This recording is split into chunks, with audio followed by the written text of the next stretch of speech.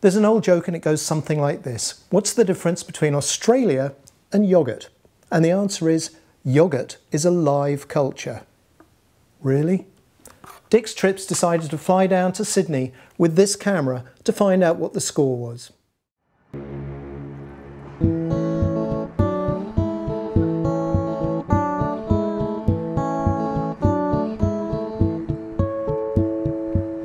What better place to start than the Sydney Harbour Bridge and the Opera House?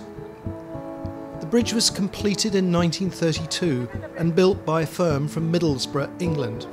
You can actually walk over the top of the bridge, and we highly recommend this as a way to spend the afternoon. But is it cultural? The Opera House was designed by Danish architect Jørn Utzon, and its construction was the source of much passionate argument between the architect and various government departments. Eventually the architect described the whole schmozzle as malice in Blunderland and quit long before the building was completed in 1973. A quick review then. Opera House, Danish architect, Thin Lizzy once played on the steps, cultural? No question. Let's slip around the bay and under the bridge to the Rocks Market on George Street.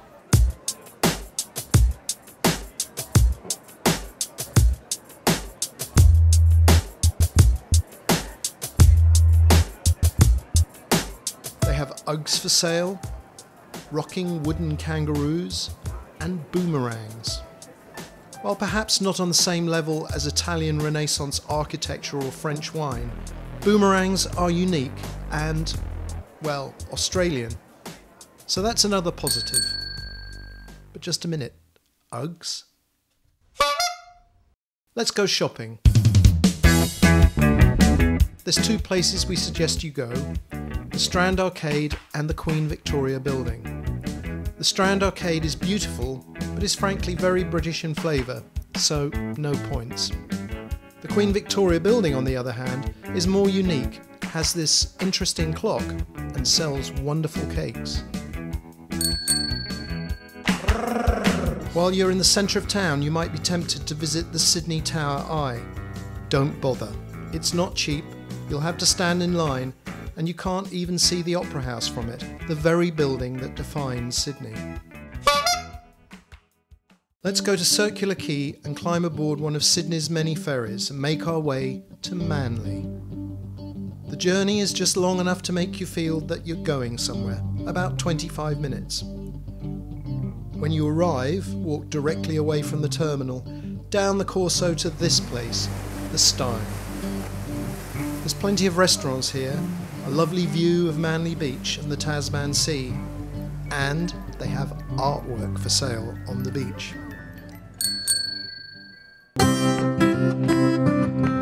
The trip back in the afternoon sun is wonderful, and you get another chance to see the Opera House. Back in the centre of the city, you could always visit Chinatown, but this doesn't count. It's someone else's culture, isn't it? And we'd suggest you avoid Market City unless you need really cheesy Australian knickknacks. I don't think Tommy Emmanuel plays one of these guitars, does he? So, we suggest you get on the ferry again and visit Luna Park.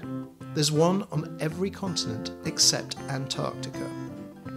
We visited on a day when the park was closed, but we were still fascinated by the wonderful fairground artwork, which was quite unique and made up for the visit all on its own. Built in 1935, Luna Park is on the New South Wales State Heritage Register. As you're on the south side of the harbour, you might as well make your way to the zoo. It's quite expensive, but we have a tip for you. We're in the cable car going down from the zoo down to the ferry, and it's about 4:30 p.m. The lighting is fantastic on Sydney Harbour Bridge and the Opera House and the bay. It's certainly an amazing way to see the city, and here's the good part, you don't even have to pay to get on the cable car. If you get the ferry to the bottom where the Taronga Zoo is, then you just jump on the cable car. I think you could probably go up and down all day and you wouldn't have to pay a penny. And the view is simply gorgeous. If you do go inside the zoo, you'll see giraffes and elephants, koalas and kangaroos, otters and more. And once again, if you time it right, you'll get to see the Sydney Opera House at sunset on your way home. So there you have it. Australia, yogurt, the same thing. But I have one more thing to share with you. Australia is also the home of Tim-Tams. See you on another DIX trip soon.